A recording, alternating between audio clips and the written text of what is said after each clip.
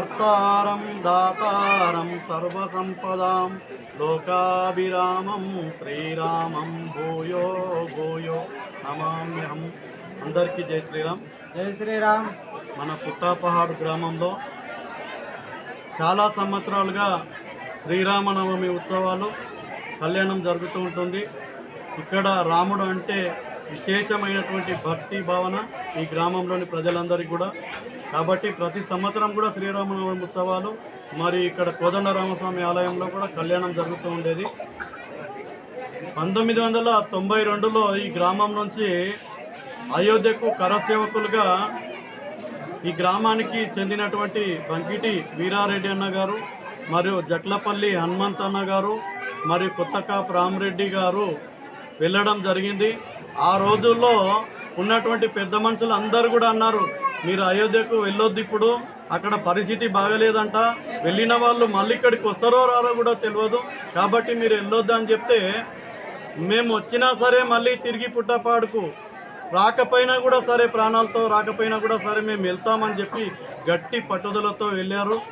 ఆ రోజు రామశిల అని ప్రతి గ్రామానికి అయోధ్య నుంచి ఇటుకలు పంపించారు రామాలయ నిర్మాణానికి సంబంధించినవి. అప్పుడు పుట్టపాడుకు కూడా ఒక రామశిల ఇటుకది పంపించడం జరిగింది. ఆ రామశిల ఇటుకను ఇదే ప్రదేశంలో ఇప్పుడు ఎక్కడైతే హోమం చేశామో, పట్టాభిషేకం చేశామో, ఈ స్థలంలోనే 41 రోజులు ఉంచి పూజా కార్యక్రమాలు భజనలు జరిగినవి.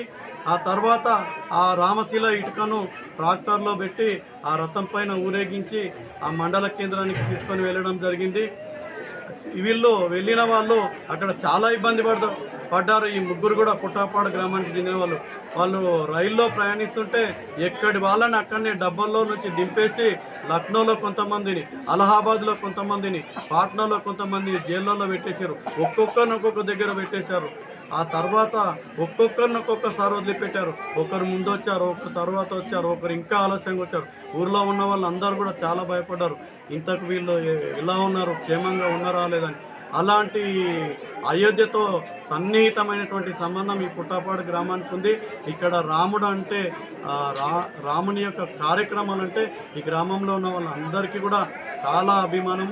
కాబట్టి ఈ యొక్క కార్యక్రమాలు ప్రతి సంవత్సరం కూడా శ్రీరామనవమికి కోదండ రామాలయంలో కూడా జాతర ఉత్సవాలు జరుగుతూ ఉంటాయి.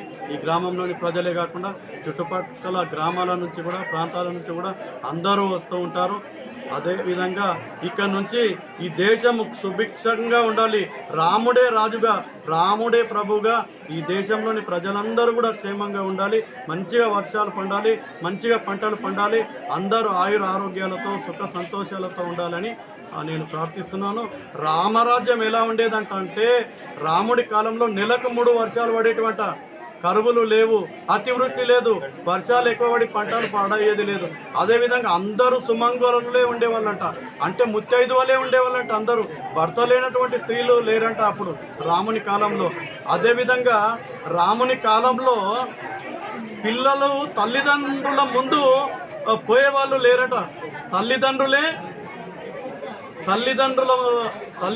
ముందు పిల్లలు పోయేవాళ్ళు కారంట.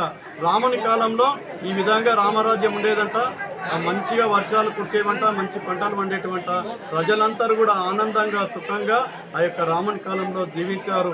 ఆ రామరాజ్యంలో ప్రజలందరూ కూడా ఎంతో ఆనందంగా ఇలాంటి ప్రభు ఉండాలి, ఉంటే రాజు అంటే ఇలాంటి వాడు ఉండాలి రాముడు అని చెప్పి అందరూ కూడా ప్రజలు భావన చేసినటువంటి రామరాజ్యం అది. బోలో రజా రామచంద్ర.